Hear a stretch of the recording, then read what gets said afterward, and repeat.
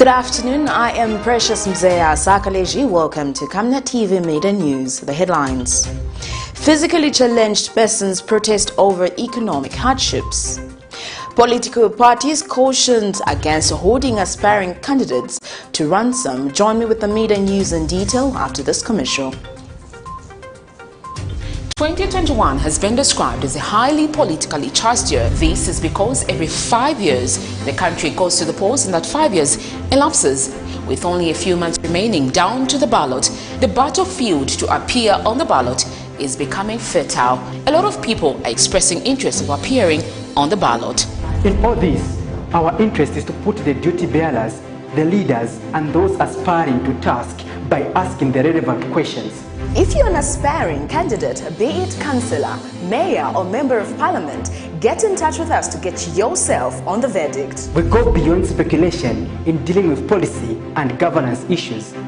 The right questions are asked to help you make a verdict. For more details, you can call us on 0962 965883, 0979 753010, or email us info@camnettvafrica.com.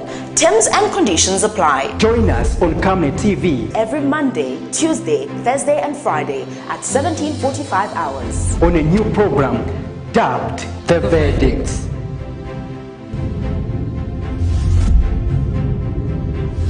Remember that Camnet TV is not just another channel.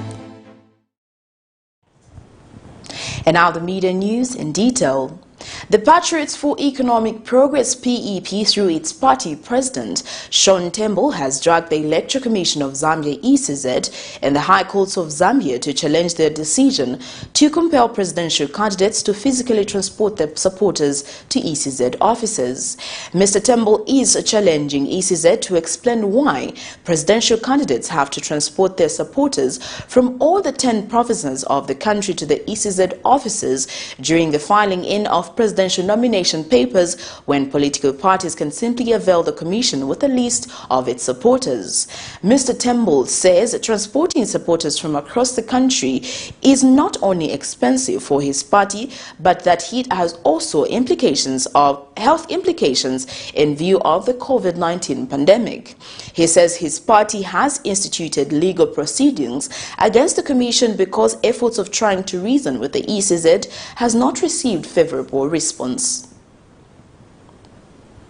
We wish to announce that this afternoon we commenced legal proceedings against the Electoral Commission of Zambia in relation to their decision to compel presidential candidates to physically transport their supporters from across the country to ECZ offices for purposes of presidential nominations.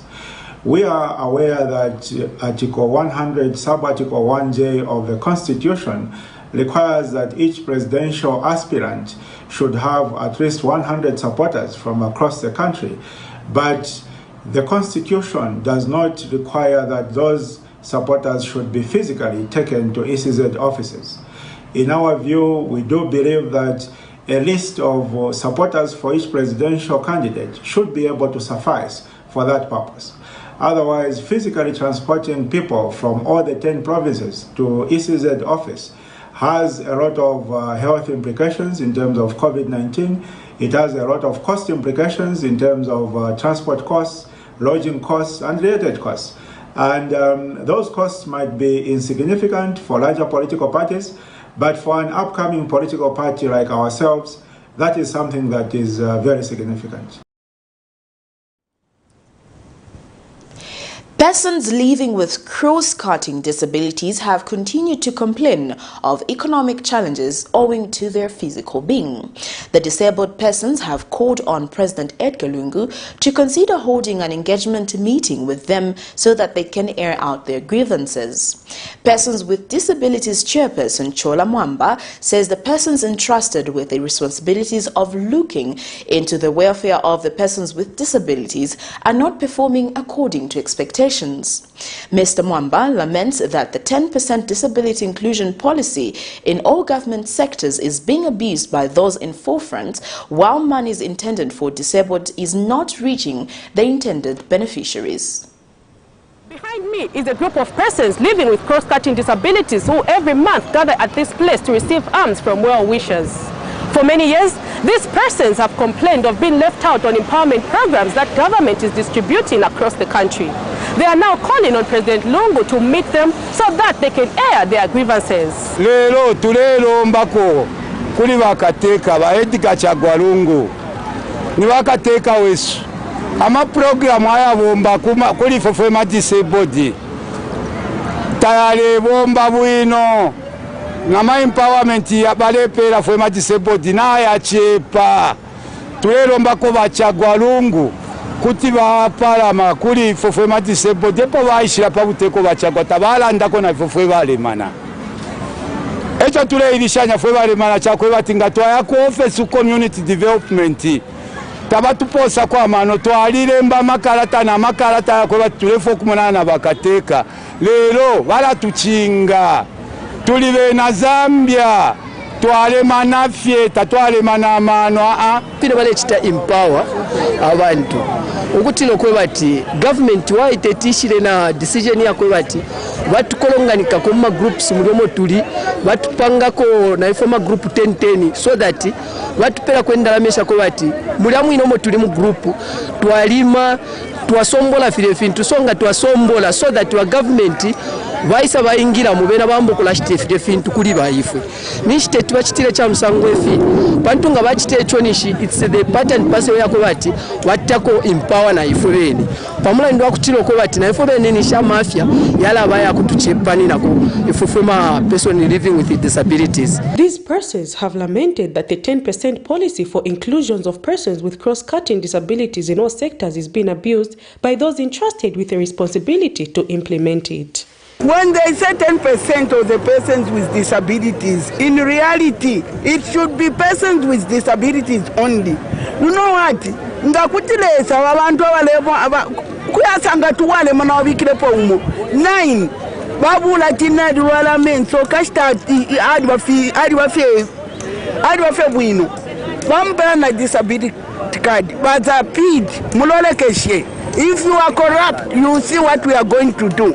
Teti mule buno muntu shale mana eo mwampela disability instead ya kumula abantu bale obapele 10% abale mana bengi balaba bayangila muri mufya ku school abengi bali nabekala na ma certificate yabo bali ku training bali ku college bali kana ma certificates yabo. But when it comes to what bale bula bala batuntu bale bika akwata disability, may God see you, the ones that are doing that. While disability is not inability, these persons want to be considered for employment on targets and other areas that have to deal with money collection. I think those people who are working there, those targets are for persons with disabilities. They cannot go around. They can work. There are people who have been to school and they can do well. The persons with disabilities can do well. Whether they are blind, they can. There's someone to interpret to him. They can do it. Addressing the plight of persons living with cross-cutting disabilities requires a concerted effort of all stakeholders. Prudence Tota, reporting for Camnet TV News. In other news, an electoral expert, McDonald Jipenzi, has advised political parties against holding aspiring candidates on their political party tickets to ransom. Mr. Jipenzi has noted with concern that political parties have continued to withhold names of adopted candidates to represent them ahead of the 2021 general elections against the constitutional provision of the land. He says while political parties are doing so to discourage those who will be left out on the adoption process to stand as independents, it violates their rights to association. Mr. Jipenzi says political parties must avail names of adopted candidates on their party tickets in time so that those who will be left out will have time to make their own decisions of either continuing with their political parties or stand as independents. The Electoral Commission of Zambia, ECZ, has set 1st and 16th May 2021 as payment dates for paying of nomination fees for National Assembly and Council candidates. important to give people the right to choose. Okay, there are those who want to stand on PF and other parties, and if they are left, in our constitution there is a provision for independent candidates. So by holding all those that have applied on your ticket until the 17th, when you are supposed to, you are basically violating their rights. And you are also rendering Article 51 of the Constitution that establishes the office of an independent member of parliament useless. Okay? So we expect that political parties should announce the names of the adopted candidates well in advance, so that those who will not be adopted can decide what to do. Mind you, if the adopted list will be announced on the 17th, at that particular time, the payment to the Electoral Commission of Zambia would have closed, meaning that you can't pay. Even when you are left, you can't pay to the ECZ and stand as an independent. So you have really undermined democracy. Government has launched the rehabilitation works for the Africa Center of Excellence for Infectious Diseases of Human and Animals at the University of Zambia. Speaking during the launch, Ministry of Education Permanent Secretary Kayula Siame says the rehabilitation works of the center will go a long way towards improving the capacity of the country to respond to all infectious diseases in both animals and human beings. The University of Zambia Deputy Vice Chancellor Tamara Kambi says the center will be a reservoir of the skills, knowledge and technical know-how for the country for consultation on matters of public health. It marks the end of a long road of dreams and plans, discussions and debates, negotiations and bids, adjustments and agreement. The University of Zambia will soon house an infrastructure that will strengthen the capacity to manage infectious diseases and respond to outbreaks in Zambia and across the region. This milestone has been made possible with funding from the World Bank. And speaking during the launch, Ministry of Higher Education Permanent Secretary Kayula Siame has assured that government will ensure that the center has the resources to adequately prevent, detect and respond to diseases of public health importance. And I want to thank all of you who have come here today to witness this significant step that has been taken towards strengthening the capacity to manage infectious diseases to respond to outbreaks of humans and animals in Zambia and across the region. As you will note, this Center of Excellence is not just for Zambia, and it is an Africa Center of Excellence, which means that the impact of this center will go beyond the borders of Zambia. And University of Zambia Deputy Vice Chancellor Tamara Kambi says there is apparently a growing global concern about the emerging and reimagining of infectious diseases which are leveraging in various parts of the world, disrupting normal operations of government, society, businesses, industry and health facilities. The launch of the rehabilitation works on the SIWD will ensure that more postgraduate students will be trained using high-tech facilities and will accord the center with an opportunity to attract more regional and international students. It is our vision to make this Center of Excellence one that will be there to reckon with at regional, at continental, as well as international levels. What is this fear that I have? This fear that we're going to build this building, and then at the end of this project, this building will be a white elephant. There will not be really happening beyond funding from the World Bank. That's the fear that I have. This fear is not justified. Just like we have all these people who have come here, because I know that this is not going to be a white elephant. It's going to be a sustainable project and the investment of the World Bank into this country of ours. And project leader Bernard Hambowe has assured that the project will be completed by next year. So the project implementation unit would like to assure all present here that we will work hard, especially through the World Bank, the government of the Republic of Zambia, and the University of Zambia management.